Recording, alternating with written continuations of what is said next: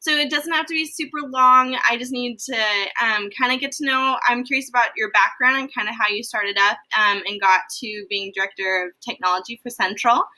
And our big theme is for my class that we're in is really diving deep into being a connected educator. And so being able to kind of what value you see in that, and maybe some practices you take or recommend other people to being a connected educator. So my very first question was, what has been your educational background? Did you teach first? Did you just go right into working for the district?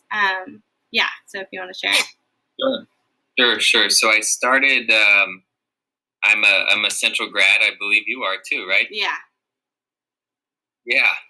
So I started in the field of science, and originally I thought I was really driven by the science technology connection. At the time, like CSI was like the thing, and so I was kind of drawn to working in science using kind of the new tools that were coming out. Well, I got into a science role after graduating in Fresno State, and I realized that really, even though things were happening on TV, we were way behind in instrumentation and science. And so I was working in forensic toxicology for a while, and I was thinking about kind of my role and feeling like maybe teaching was an area I wanted to pursue. And so I would obviously got my credential. I was able to work as a student teacher at West Campus with a former colleague. As far as we had worked together at Fresno State, and so it happened to be the next year a position opened up at that site, and I was like, I love this this integration of science and then using technology as a tool in my classroom. Yeah. Of course, at the time, it seemed like projectors were like the newest thing. You know, some teachers were using the overhead, light box type thing. And so we were using PowerPoint. And really, when I think back to those days, my kids maybe thought for the first day it would look really cool. But after that, just presenting something new on a projector isn't really, very high up on the SAMR model. But so I was drawn to that, and then I had an opportunity to be a TSA, a teacher on special assignment, in technology, and it just came to me kind of randomly. I was using technology in my classroom, so I think maybe so folks were drawn to going and asking me for support in that area. I would say, to be honest, that I was better at tech than I was at teaching science. Teaching is by far the hardest job, and being on the stage every day with mostly ninth grade students was really, I was trying to be dynamic by using technology to support classroom management.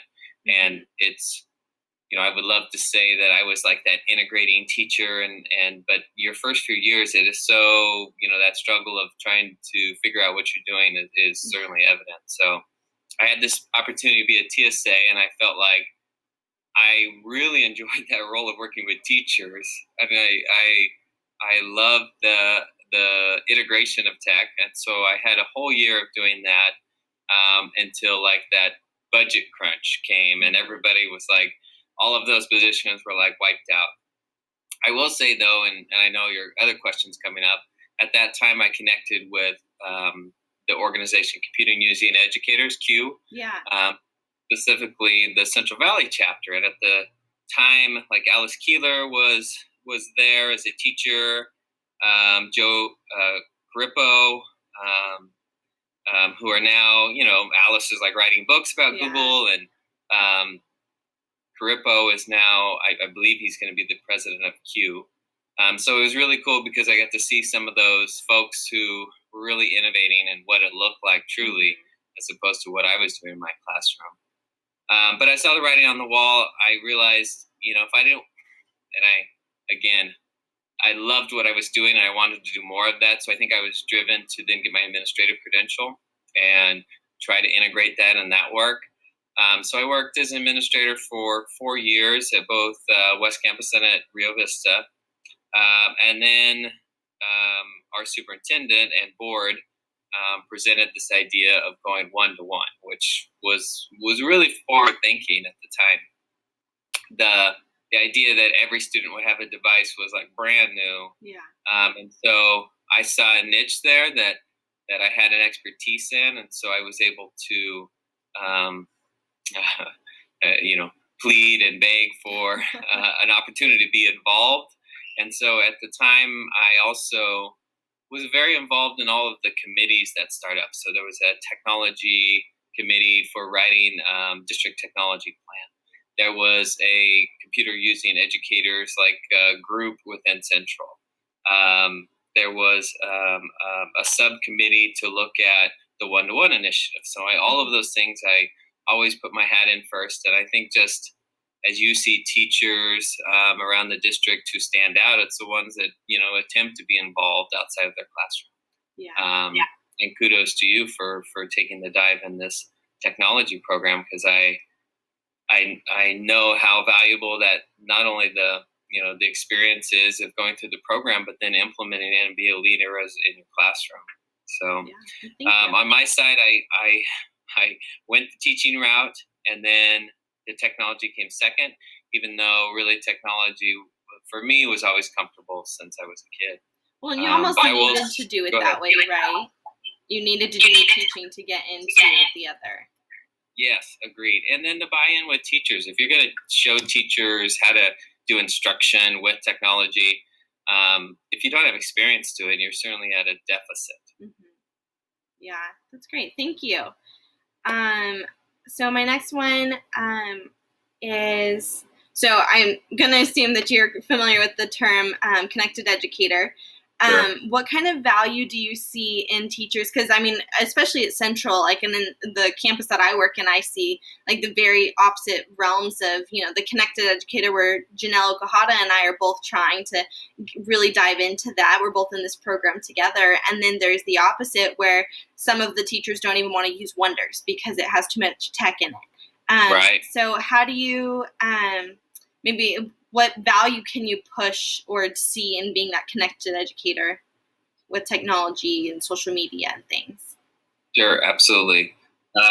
Originally, it really exposed me as a teacher to all these different ideas. And I think as you even work with individual teachers at your site, you can see the value of expanding your scope of instruction, whether that is walking over and seeing another teacher teach, or seeing their Twitter post of, here's this bulletin board, I did that shows, an assignment we posted. And that could be a teacher in Australia, and that helps broaden a scope for a teacher. I will say, though, that I would, as being exposed to, different models, I would explicitly support teachers within their own grade level or own school developing a strong bond as far as, a PLC type model, before saying, I want to get all these ideas from all of my social media. Because the connection with real humans and that planning time is just so critical. Mm-hmm. We don't talk about it as much because it's certainly, there's so many good people and so many good ideas now with the exposure of not only social media, but obviously I see, teachers paying teachers. Some of it is really, the scope of it is so large, I can't even keep up with it. And that's one of the drawbacks. Yeah.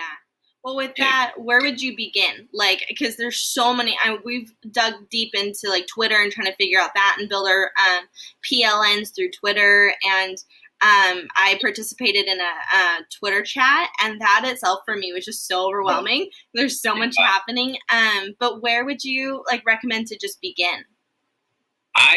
And maybe because my experience with Q is that I would start local if you can. And certainly there are, could be my school site, finding those teachers like you have already that are at my school site wanting to be innovative and doing what they're doing. And then exposing myself to committees within my district of here's other teachers at River Bluff, or at McKinley, they're doing the same things as I'm doing in Madison. Mm-hmm.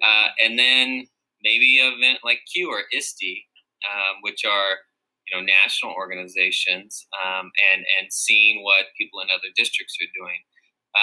I think the some of my caution with Twitter is that there's so much that an early educator could go on there and follow even 20 people and then be overwhelmed and be like, oh my God, there's so much happening. How do I don't even have time to lesson plan. How do I, stay up with all of these awesome things that are happening? And so I would find some vetted folks on Twitter. Really, it seems like Twitter has been the place that has been sustained as far as like the network of folks who are updating their content on a regular basis. There actually are also really good blogs. Mm-hmm. And most of them you can find off of those people's Twitter feeds. They'll post things. Yeah. And that's where I would start. And then as you meet people or you see them at a CUE conference or something, then you follow them, and then you see, you continue to see how they've built huge networks of people, and you'll see comments from folks coming in. You'll click on their name, and then you'll be like, "Oh my God, this person's so good!" And so, I guess I would just say, start small, start local if you can. Okay.